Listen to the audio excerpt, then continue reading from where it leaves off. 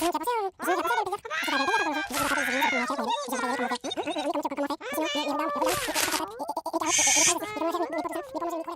m'appelle Edwin Alia, je suis productrice depuis, on a créé Ikifilm en 2011, ça fait 6 ans que je produis. On a des animatrices Agnès Patron et Cerise Lopez, qui sortaient des Arts Déco, à qui on a recommandé de venir nous voir parce qu'elles avaient envie de travailler, étant elles-mêmes jeunes réalisatrices, elles avaient envie de travailler avec des jeunes productrices et elles sont venues nous voir avec un projet de Julienne. On a adoré le projet, donc on est parti sur ce film. On s'est rencontrés début 2012 et on l'a terminé début 2015.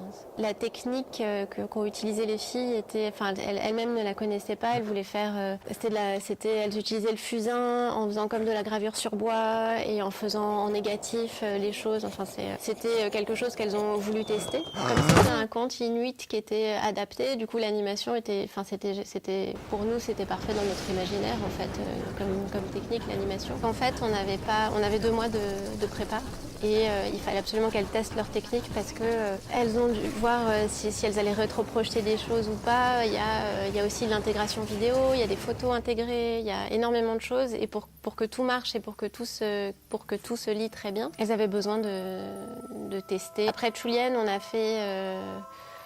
a fait 2 autres films donc avec des techniques complètement différentes. Sur Lupus, donc le film qui est en stop motion et en peinture animée. Donc on a coproduit ce film, on a fait toute la partie en stop motion chez eux et surtout en Bretagne, il y a un vrai vivier de techniciens autour de cette technique. Là, pour Lupus, c'était la première fois qu'ils faisaient du stop motion.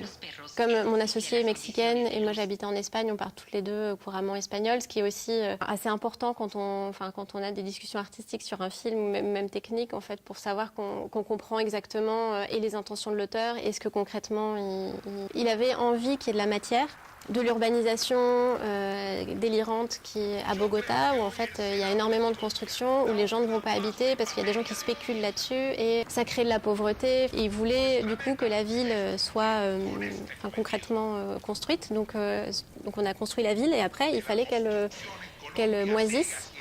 Et on n'avait qu'une seule chance de le faire en fait parce qu'une fois que la ville était construite et détruite, on n'allait pas la reconstruire, on avait 1 mois, on n'avait pas non plus un budget illimité, donc c'était super. Gouslaou les Malins d'Adrienne Novak, donc c'est une histoire qui se passe en Pologne. Adrienne est française, elle vit en France, mais depuis ses 18 ans en fait elle a grandi en Pologne, elle est polonaise. Donc tout le monde lui parlait du communisme, elle savait pas, enfin quand elle est arrivée en France, les gens disaient c'était comment le communisme, mais comme elle a ses souvenirs commencent après, du coup elle a eu l'envie d'aller chercher des histoires dans sa famille de communisme. Et donc l'idée, c'est qu'elle a fait des enregistrements, elle est allée interviewer des gens. Elle s'est dit que pour les Polonais, en fait, le communisme, c'était quelque chose comme un esprit. Donc elle a travaillé les décors au pastel et l'animation au crayon de couleur.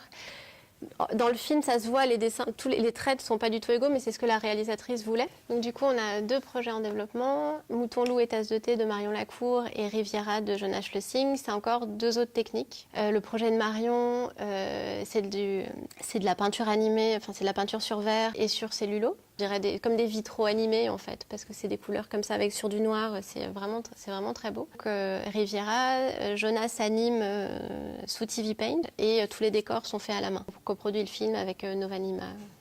Le court-métrage, c'est un terrain d'exploration pour les réalisateurs.